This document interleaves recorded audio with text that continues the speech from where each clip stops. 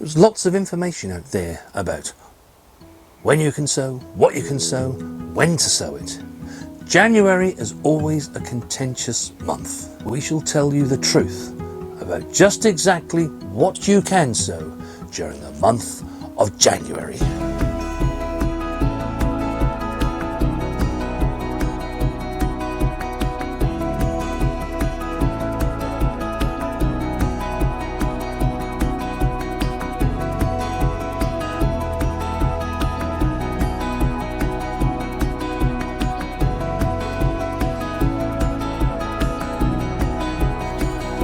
Hello and welcome back to the No Dig Norfolk Gardener.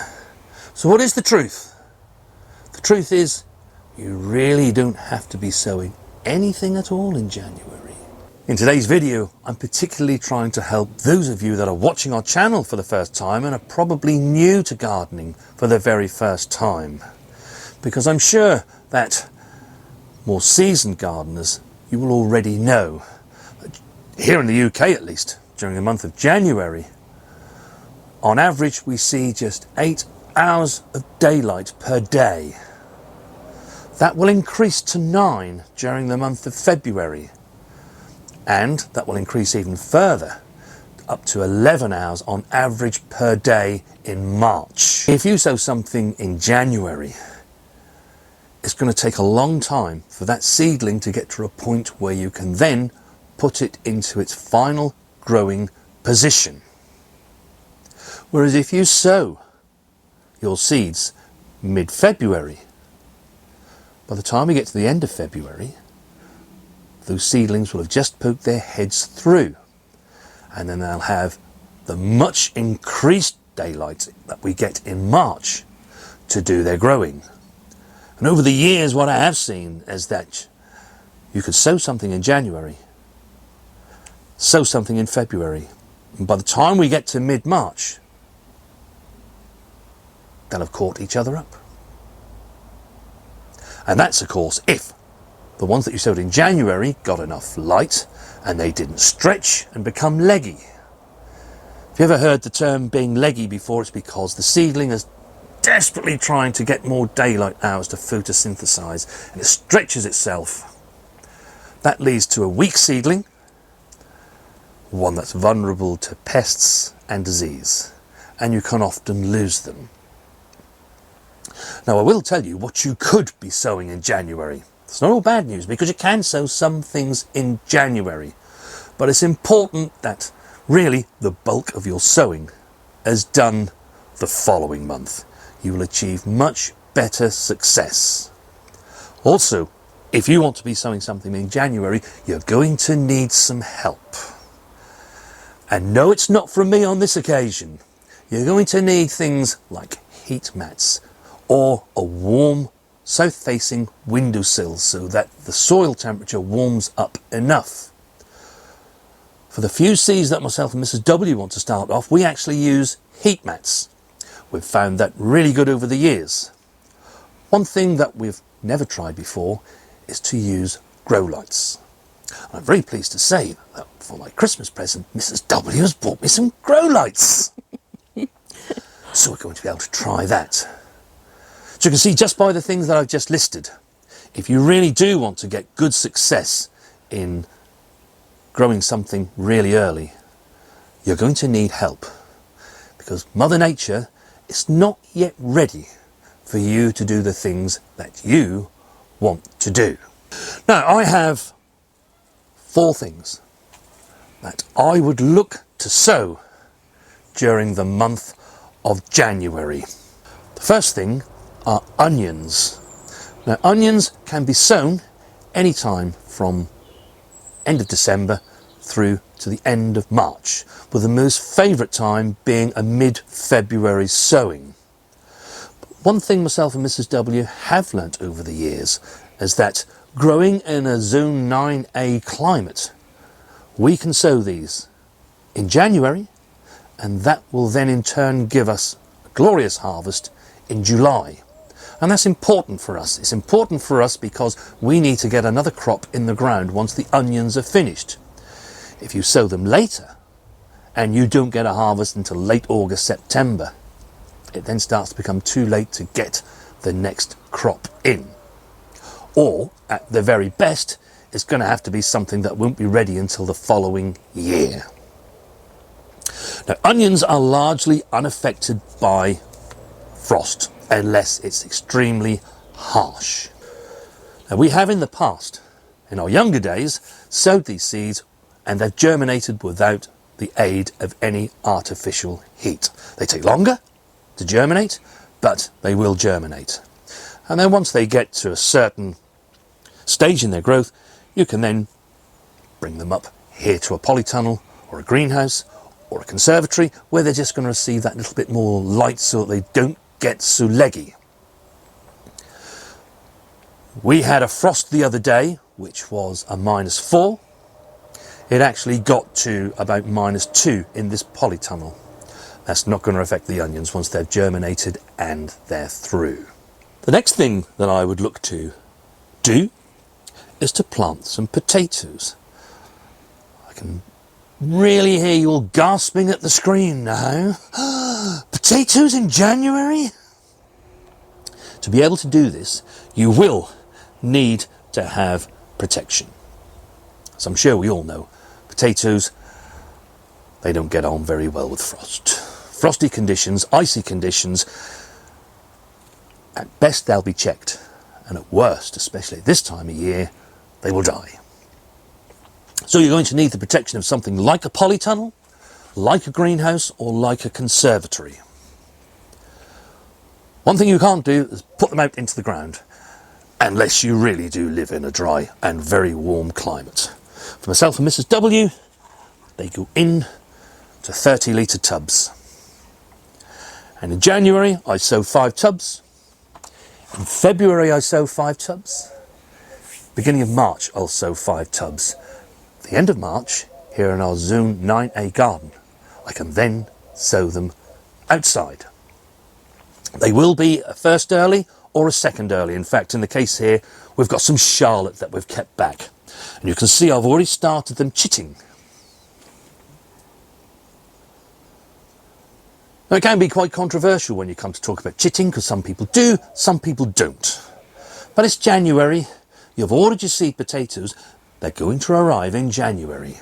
You do need to take them out of the packet.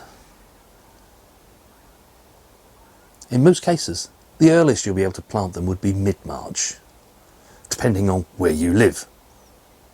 So you might as well chit them. Why do we chit them? Well, we chit them because they get a bit of a head start. And usually you can get a harvest some 2 weeks earlier or so than anything that you don't chit. It doesn't matter if you don't chit them, you will still get your harvest. It'll just be somewhat later.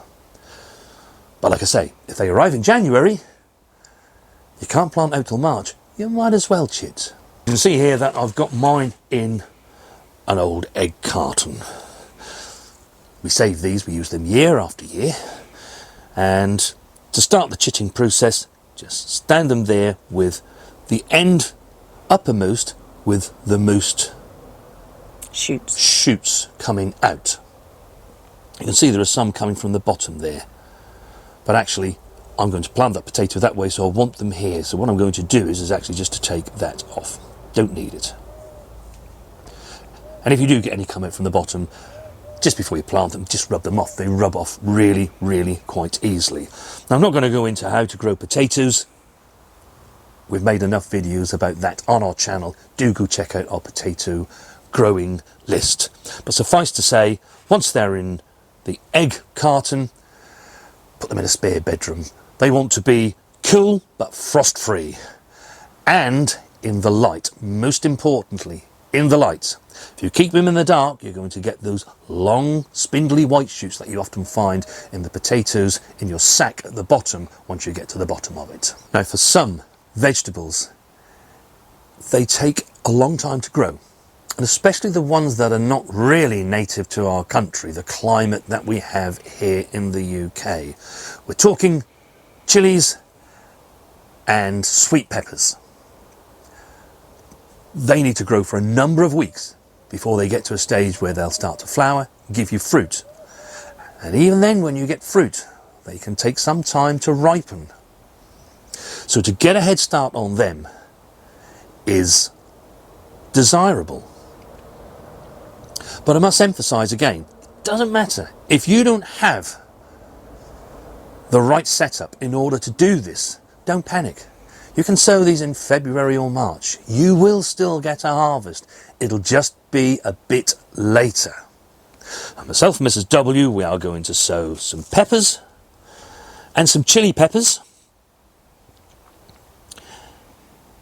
We're going to sow them into modules, and they should go onto heat mats, and ultimately I shall use our grow lights to bring them on so that we get nice sturdy plants, hopefully, and not leggy, stretchy ones. And actually, just like the peppers, we shall also be starting our aubergines off in the same way. Now, by following these tips, number one, don't panic.